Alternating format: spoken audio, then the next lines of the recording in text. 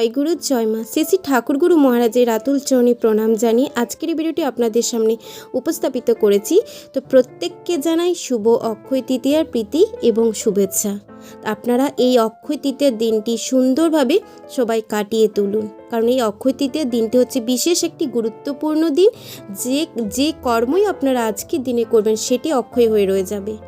তাই আসুন আমরা কেন এই অক্ষয় তৃতীয়ার কেন এত গুরুত্বপূর্ণ এবং অক্ষয় তৃতীয়ার দিনটি মাহাত্ম্য কেন সে সকল বৃত্তান্ত জানতে থাকি। তো ভিডিওটি শুরু করার আগে আপনাদের সকলের কাছে ছোট্ট একটি নিবেদন, ভিডিওতে আপনারা ছোট্ট একটি লাইক করবেন এবং চ্যানেলে যদি আপনারা নতুন হয়ে থাকেন চ্যানেলটি অবশ্যই সাবস্ক্রাইব করবেন। প্রতি বছরের বৈশাখ মাসের শুক্লপক্ষের তৃতীয়া তিথিটিকে বলা হয় অক্ষয় তৃতীয়া। হিন্দু ও জৈনদের জন্য এটি একটি পবিত্র দিন হলো অক্ষয় তৃতীয়া, যা আঘা তিথ নামেও পরিচিত। অক্ষয় শব্দটির আক্ষরিক অর্থ হচ্ছে যা ক্ষয়প্রাপ্ত হয় না অথবা যার ক্ষয় বা বিকার নেই। তৃতীয়া শব্দটির অর্থ হচ্ছে চাঁদের তৃতীয় দশা। কিন্তু অক্ষয় তৃতীয়া ব্যাপারটা কি না, এটি বছরের একটি মহত্বপূর্ণ পবিত্র দিন। ধর্মশাস্ত্র অনুসারে এই দিনে কোনো শুভ কর্ম সম্পন্ন করলে ফলস্বরূপ অনেক বৃহৎ ফল প্রাপ্তি হয়ে থাকে। এই দিনে কোনো শুভ কর্ম করলে তার কোনো ক্ষয় হয় না, অর্থাৎ শেষ হয় না, এই জন্য একে অক্ষয় তৃতীয়া বলা হয়। তাই এই দিনে ভালো কাজ করার ফলে আমাদের লাভ হয় অক্ষয় পূর্ণ, আর খারাপ কাজ করার ফলে লাভ হয় অক্ষয় পাপ। তাই একদিন খুব সাবধানে প্রতিটি কাজ করা উচিত। এই কারণে এই দিনে নানা প্রকার শুভ কাজ করার বিধান শাস্ত্রে দেওয়া রয়েছে। এই তিথিকে অক্ষয় তিথ বা পরশুরাম জয়ন্তীও বলা হয়। আবার এই দিনটি যদি হয় সোমবার বা রোহিণী নক্ষত্র সমাসীন, তবে এই অক্ষয় তৃতীয়ার গুরুত্ব আরও বেড়ে যায়, দিনটি আরও বেশি বিশিষ্টতা পায়। বৈশাখ মাসে এই বিশেষ দিনে বহু মহান কর্মের সূচনা হয়েছে, যা পৌরাণিক কাল থেকে আজও নিরবধি পালন করা চলছে। শুভকর্মের সুফল আজও সমানভাবে অক্ষত রয়েছে।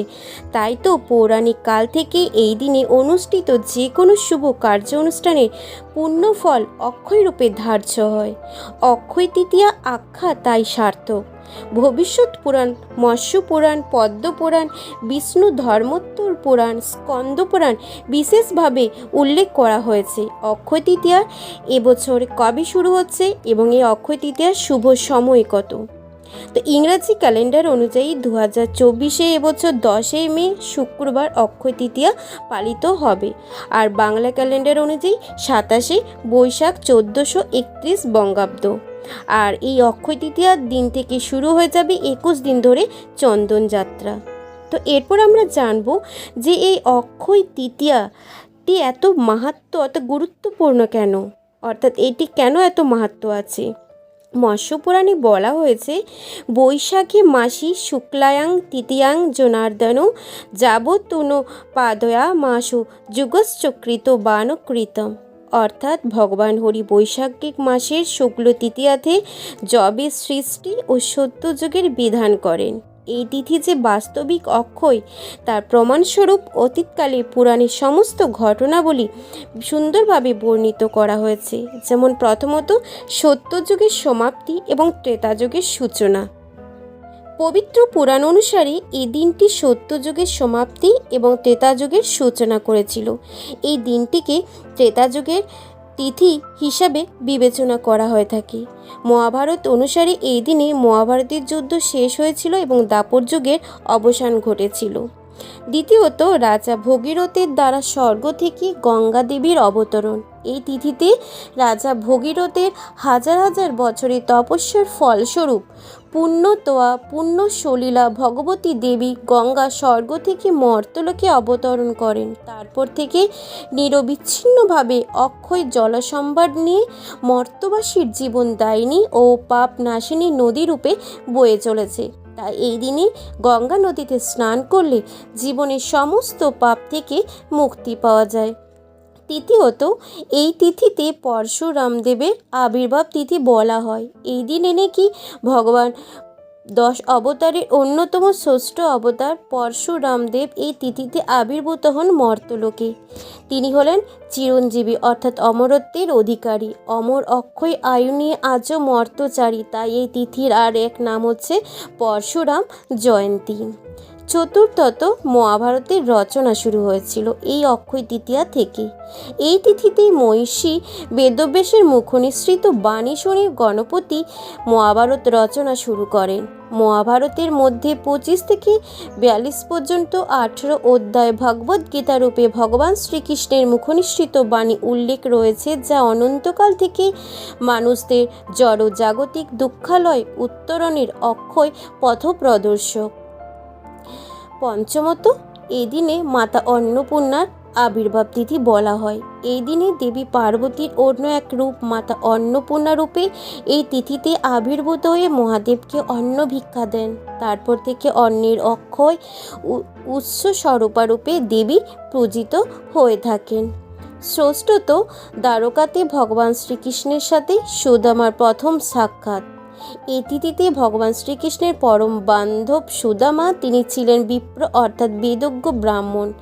দ্বারকাতে তার প্রাসাদে আসেন এবং তার দারিদ্র অবস্থার কথা জানিয়ে কিছু অর্থ সাহায্য পাবার আশায়, কিন্তু অতিথি দেবো ভব এবং ব্রাহ্মণ নিত্য পূজ্য এই জ্ঞানে ভগবান শ্রীকৃষ্ণ সুদামাকে যে আতিথেয়তা করেন তাতে মুক্ত হয়ে সুদামা আর নিজের দৈন্য অবস্থার কথা মুখ ফুটে বলতে পারেনি। এমনকি কৃষ্ণের প্রসাদে সম্ভবের বৈভব দেখে তার জন্য আনা কাপড়ে বাঁধা ভিক্ষা করে সঞ্চিত সামান্য চাল ভাজাটুকু লজ্জা দিতে পারেনি সুদামাকে। কিন্তু ভগবৎবৎসল ভগবান বাসুদেব যে ভাবগ্রাহী, তিনি কেবল উপহার গ্রহণ করেন না, ভক্তের ভাবটুকু গ্রহণ করেন। তিনি অনন্তযামী, ভক্তের মনের ইচ্ছা অবশ্যই পূরণ করেন। তাই নিজেই সেই চাল ভাজা চেয়ে খেয়ে পরম তৃপ্তি হন। তাই সুদামা বিপ্র নিজ মুখে কিছু না চাইলেও বাড়িতে ফিরে দেখেন যে তার ছোট্ট কুটির পরিবর্তিত এই বৃহৎ অট্টালিকা হয়ে গেছে। শ্রী ভগবান অযাচিত করুণা ভরে সব কিছু সাজিয়ে ভরিয়ে দিয়েছেন তার একান্ত প্রিয় বান্ধব তথা ভক্ত প্রবর সুদামাকে। এই লীলার দ্বারা এটাই প্রমাণ হয়েছে ভক্তের চাওয়ায় অপেক্ষা করেন না ভগবান, তার নিষ্কাম ভক্তের জন্য অহৈতুকী অজাতিচ কৃপা অক্ষরূপে তিনি নিজে থেকেই করেন। সত্যি তার মতো প্রকৃত সুহৃদয়, তার মতো পরম বান্ধব আর কে আছে? সপ্তমত, অর্থাৎ দুঃশাসন দ্বারা দ্রৌপদীর বস্ত্র হরণের চেষ্টা। দুর্যোধনের নির্দেশে দুঃশাসন দ্রৌপদীর বস্ত্র হরণ করার চেষ্টা করেছিলেন এই তিথিতে। রাজসভায় মহারাজ ধৃতরাষ্ট্র, পিতামহ ভীষ্ম এবং গুরু দ্রোণাচার্য প্রমুখ অন্যায় প্রতিবাদ পর্যন্ত কেউ করেননি, একমাত্র মন্ত্রী বিদুর ছাড়া। অসহায় দ্রৌপদী এক হাতে শাড়ির কোচর ধরে অন্য হাতে উপরে তুলে ভগবানকে ডাকতে লাগলেন, কিন্তু শেষমেশ তিনি বুঝলেন তিনি শেষ রক্ষা করতে পারবেন না। তখন নিঃসংকোচে পূর্ণ বিশ্বাস ও শরণাগতি স্বীকার করে আত্মনিবেদন করলেন মনে মনে শ্রীকৃষ্ণের চরণে। তখন ভগবান অনন্ত বস্ত্রে যোগান দিয়ে তার সম্মানটুকু রক্ষা করেন, লজ্জা নিবারণ করেন। এই লীলার দ্বারা এটাই নিদর্শন করে যে পূর্ণরূপে ভগবানের চরণ কমলে আত্মনিবেদিত হতে পারলে ভগবান রক্ষা করতে অক্ষয় কৃপা করে থাকেন। অষ্টমত, পাণ্ডবদের বনবাসের সময় সূর্যদেব কর্তৃক অক্ষয় পাত্র দান। কথিত আছে যে অক্ষয় তৃতীয়ার দিনই সূর্যদেব পাণ্ডবদের বনবাসের সময় অক্ষয় পাত্র দান করেছিলেন। এক থালা অন্ন দ্রৌপদী আহার গ্রহণের আগে পর্যন্ত যতজন উপস্থিত থাকতো তাদেরকে খাওয়ানো যেত। একবার দ্রৌপদীর আহার হয়ে গেলে দুর্বাসা মুনি ও তার শিষ্যরা বনের ছোট্ট কুটিরে উপস্থিত হন, ফলে অক্ষয় পাত্র ছিল খালি। ভোজনের পূর্বে গুরু শিষ্য সকলে স্নানে গেলে দ্রৌপদী মনে মনে ভগবান শ্রীকৃষ্ণের শরণাগতি হন। ভক্তের ডাকে ভগবান উপস্থিত হলেন। সব দেখে শুনে তিনি একটিমাত্র অন্ন দানা মুখে নিয়ে দুর্বাসা মুনির শিষ্যসহ ক্ষুধার জ্বালা নিবারণ করেছিলেন এবং পঞ্চপাণ্ডবকে দুর্বাসার অভিশাপ থেকে রক্ষা করেছিলেন। 9 নম্বর হচ্ছে মহাদেব কর্তৃক যক্ষরাজ কুবেরকে স্বর্ণের কোষাধ্যক্ষের পদ প্রদান। শিবপুরম নামক স্থানে দীর্ঘকাল তপস্যার পর মহাদেবকে প্রসন্ন করে যক্ষরাজ কুবের স্বর্গের কোষাধ্যক্ষের পদ প্রদান করেছিলেন এই তিথিতে। কথিত আছে যে দেবী মহালক্ষ্মী কুবেরকে সোনা প্রদান করেছিলেন। দশমত হচ্ছে প্রতি বছর পুরীতে জগন্নাথ দেবের রথ নির্মাণ কার্যের সূচনা। এই তিথিতে প্রতি বছর পুরীতে জগন্নাথ দেবের অর্থাৎ নন্দী ঘোষ, বলরাম দেবের তালধ্বজ এবং সুভদ্রার দর্পদলান 3টি রথ নির্দিষ্ট গাছের কাঠ দিয়ে নতুনভাবে নির্মাণ কার্যের সূচনা হয়। ভক্তবৎসল জগন্নাথ দেব ভক্ত দর্শনের জন্য রথযাত্রা করেন, আর ভক্তদের প্রতিও তার অক্ষয় কৃপা যে স্বয়ং ভগবান মন্দির থেকে পথে আসেন তাদের দর্শন সুখ দেন। এই তিথিতে দানাদি সকল কর্মের ফল অক্ষয় হয়ে থাকে, তাই এই তিথিকে অক্ষয় তৃতীয়া বলা হয়।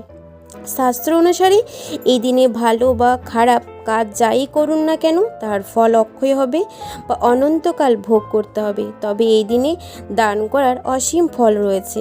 এই দিনে শুভ কাজের অনেক গুরুত্ব বলা হয়েছে। এমনটা বিশ্বাস করা হয় যে অক্ষয় তৃতীয়ার বাড়িতে অনন্ত একজন গরিব বা অভাবীকে সম্মানের সাথে খাওয়ানো শুভ। এতে দাম্পত্য জীবনে সুখ শান্তি আসে এবং জীবনে অর্থ শস্যের কখনো অভাব ঘটে না। তাই এই অক্ষয় তৃতীয়া দিনটি আপনারা খুব সাবধান সহকারে সমস্ত কার্য সম্পাদন করবেন। আর এই তিথিতে আপনারা চেষ্টা করবেন ভগবানের নাম জপ সংকীর্তন করতে এবং কিছু দান ধ্যান করতে, কারণ যা কিছুই আজকের দিনে করবেন সেটাই অক্ষয় হয়ে যাবে। তো আপনারা সকলেই অক্ষয় তৃতীয়ার দিনটি সুন্দরভাবে সকলে কাটিয়ে তুলুন।